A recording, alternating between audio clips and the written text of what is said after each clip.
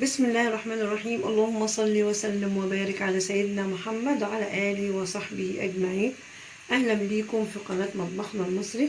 والنهاردة إن شاء الله هنعمل مع بعض الفول النابت زي ما احنا شايفين. أنا مغرقاه بالمية دلوقتي عشان هغسله. احنا بنجيبه ناشف ونروح حاطينه في المية بالشكل ده كده لمدة 12 ساعة. بعد كده بنحطه في المصفى وبنغسله في اليوم 3 مرات، وبنسيبه برضو في المصفى من غير ميه. بيبقى معانا بالشكل ده كده اهو لحد ما يطلع ايه النبته دي كده وينبت بالمنظر ده. ودلوقتي بقى هنبدا نسويه وهنشوف هنعمله ازاي ان شاء الله. دلوقتي انا زي ما احنا شايفين اهو غسلاه في الميه، وهبدا احطه في الحله.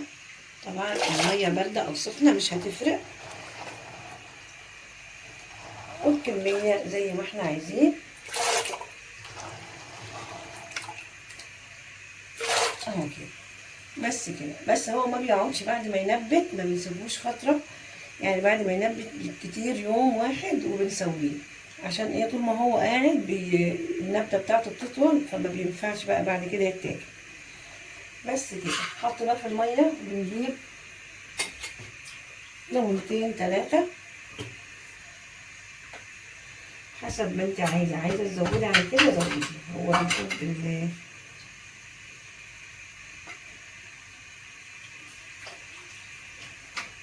وبمسك الليمونة بعصرها بالشكل ده كده وبسيبها اهو كده. انا بحط له 3 ليمونات او 4 في ميه السلق. وبعد ما يستوي بنعصر عليه برضو ليمون تاني، عشان هو ايه طعم الليمون فيه بيديله مزازه كده وطعم حلو قوي. وبنحطه في الاول عشان الفول ما يسودش اهو. بس كده. ودلوقتي بعد ما غلى هنلاقي فيه الريمه دي كده بنشيلها اهي المنظر ده كده.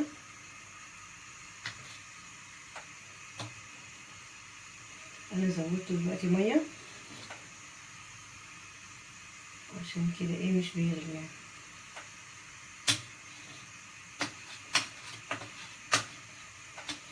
نلم الريمه دي كلها وبنطلع قشر الليمون اهو زي ما احنا شايفين كده. وزي ما قلت لكم هو بيتحط في الميه 12 ساعه، يعني لو حاطينه بالليل الصبح بنصفيه اذا كان في ميه وبنغسله وبنحطه في المصفى بس. وبنفضل نغسله كل يوم مرتين او 3 مرات لحد ما ينبت ويبقى معانا بالشكل ده كده. ودلوقتي هننزل بصله بنقطعها كده اهو يا دوبك بنشقها بالسكينه كده وننزلها في النابت. ودي معلقه توم اهي. طبعا ما بنحطش اي بهارات ولا اي حاجه غير الكمون اهي. دي نص معلقه، وبعد السوا هحط له نص معلقه كمان. وطبعا بنعرف يستوى ازاي؟ ان احنا بنطلع واحدتين كده وبنضغط عليهم بنلاقي انهم استووا، وكده يبقى خلاص استوى معانا.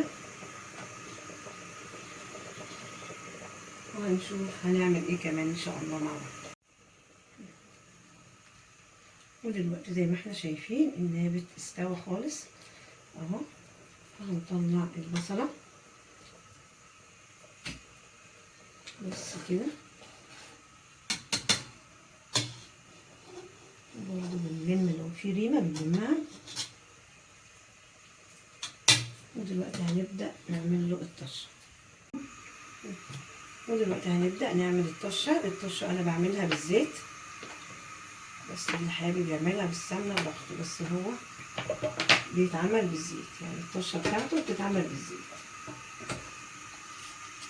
دلوقتي انا حطيت الزيت وادي الثوم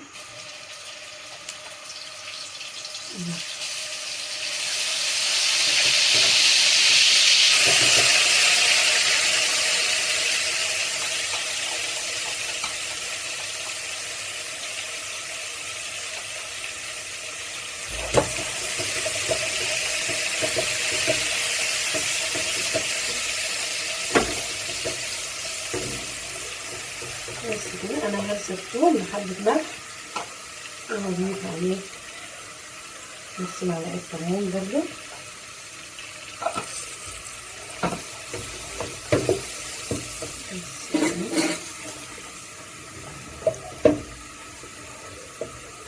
جربوا ان شاء الله هيعجبكم، وتقولوا لي رايكم في التعليقات. اكله جميله وبتنفع زي يعني فته كده، بتبقى فته نابت اهي. بتعمل الشوربه بتاعته. بسم الله بسم الله.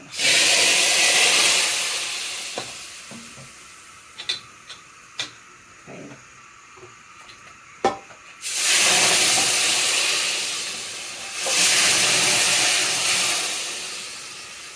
بس كده، وبكده نكون انتهينا من عمل شوربة النابت. وبكده نكون انتهينا من عمل شوربة النابت.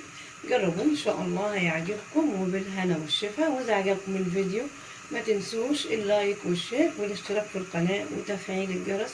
والسلام عليكم ورحمة الله وبركاته.